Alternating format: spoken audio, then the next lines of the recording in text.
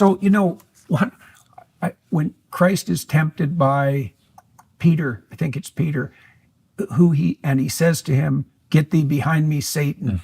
And Peter, I believe it's Peter, has put forward a bunch of reasons that Christ might lose his faith, for example, given the terrible obstacles that are in his path. And the reason that I think that Christ says that, it's a very specific statement, which is that you can take things that could stop you, and that would be all the negative emotions. You can take those, and if you put them behind you, then they push you forward instead of being in front of you, frightening you. And we know this to some degree from animal experiments. So here's an example. It's a very basic example. So imagine you have a hungry rat, and so he's down to 3/4 of his body weight, so he's pretty motivated to work for food. Typical situation with laboratory rats. And you teach this rat how to run down a little runway to get some food, so he knows the food is there. And then you can clock how fast he'll run if you open the little gate and he's hungry and he can run. So now he's motivated by the desire to attain the goal, right? So that's kind of like a competitive motivation. So then you can clock how fast he'll run.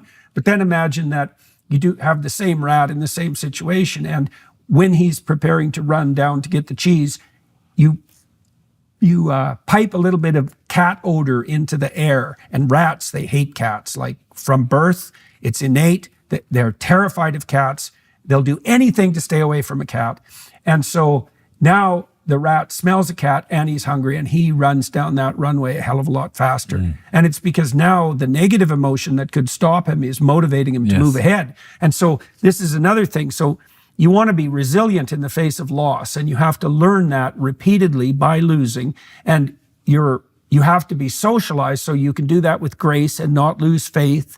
And so, but more than that, you have to learn to take that shame and guilt and so forth and turn it into resolve. And I don't think you can do that without competition and loss. And I don't think you can do it without intense competition and loss that matters. And then you can see it. All you have to do is think this through, as far as I'm concerned, is that, you're going to face situations in your life outside the playing field where your competitors are getting the best at you in your business, or you're facing a terrible illness, or some bloody, awful, undeserved catastrophe comes your way on the family side, and it takes you out. And if you get desperate and you can't tolerate negative emotion, then you're going to get angry and bitter, and you're going to collapse. And alternatively, you could have learned to deal with defeat, like really deal with it, to be grateful for it even, and to consider it an opportunity. Right. I also believe that's even scripture too. Consider it all joy, my brothers, when you encounter various trials, knowing that the testing of your faith produces endurance, and let endurance have its perfect work,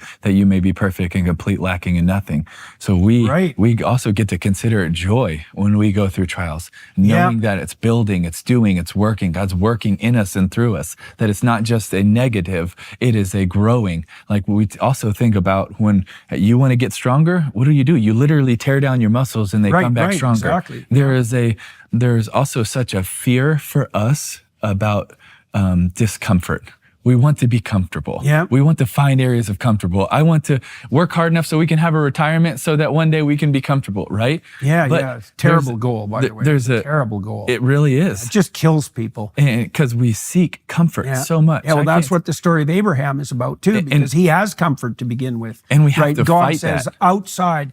Go outside the zone of comfort continually and voluntarily. Because when we seek comfort, I really believe that we miss so much of other purpose and meaning and significance when we just seek comfort. There's growth. There's a very deep analogy between seeking comfort and seeking unconsciousness and death. I'll give you an example of that. So in the story of Jonah, right? So God comes to Jonah and tells him that he has to speak words of redemption to his enemies in a very dangerous way, which would be kind of what your dad was doing, for example. And Jonah, being a sensible person, thinks that sounds like not a very good idea at all. And he makes tracks in the opposite direction, right? And so he hops on a boat and heads for a city that's as far away from his enemies that he's supposed to talk to as possible. But the first thing he does on the boat is fall asleep. And there's a meaning of that, and the meaning is that if you shrink away from your calling or your conscience, then really what happens? is that you're seeking a form of unconsciousness, which is like you're comfortable when you're asleep, but you're not there, right? And then you might say, well, I only want to be awake during periods of joy. I only want to experience happiness. And you can understand that, but then there's no developmental impetus in happiness, right? It's developmental impetus is only in challenge and in adventure. And so, and you know, you said we seek comfort, but it's weird. We think we seek comfort, but if you give people nothing but comfort, this was Dostoevsky's great observation in Notes from Underground. He said, if you gave people nothing but comfort, like Abraham, the first thing they would do is get angry and bored about That's their right. comfort. They will not be satisfied. Not at all. You will No, not be and they'll satisfied. break it. Yes. And they'll seek false adventure because people aren't built for comfort. Yeah. They're built for challenge. And then there's one more observation about that. You know, the oldest story we have, likely, is the dragon fight story. It's really old, thousands of years. And so the idea is a quest into the unknown to find the dragon that guards the treasure, the voluntary confrontation with the dragon, and then the receipt of the treasure. And so there's a core idea there, which is that there are treasures, but the treasures are guarded, and they're guarded by something terrible. And so you could say, well, wherever there's a treasure, there's going to be a dragon. But you can reverse that equally, and you can say, wherever there's a dragon, there's going to be a treasure. And so now you walk through your life and some horrible dragon emerges, like you have an ill child, for example, or something arbitrary and terrible. And you could be crushed by that and get bitter and resentful, and no bloody wonder. But you could also think, okay, dragon, there's got to be a treasure around here somewhere. And that gives you a completely different stance on the problem, which is the stance of a contender. It's like, oh, we have a major league challenge here. And that could force us to develop. We know too, you know, there's psychophysiological studies that show this. It's very, very cool. So imagine you take two groups of people, right? Random assignation to groups. So there's no difference between the groups. And one group you impose a challenge on involuntarily. They have to do it. Okay. And the other group has a choice and they choose to do it. Then you measure their physiological responses and their emotions. They're completely different in the two groups.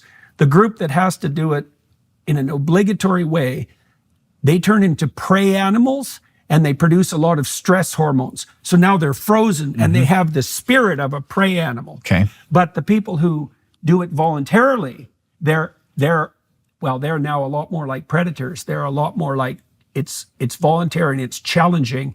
And so the whole pattern of activation changes, and this cascades all the way down to the genetic level. So if you take on a confrontation voluntarily, you turn on genes that wouldn't otherwise be turned on, and they code for new proteins and build you really from the cells upward into a whole different creature. So this attitude towards challenge, which is developed if you are confronting competition, that attitude towards challenge determines even the way you develop physically.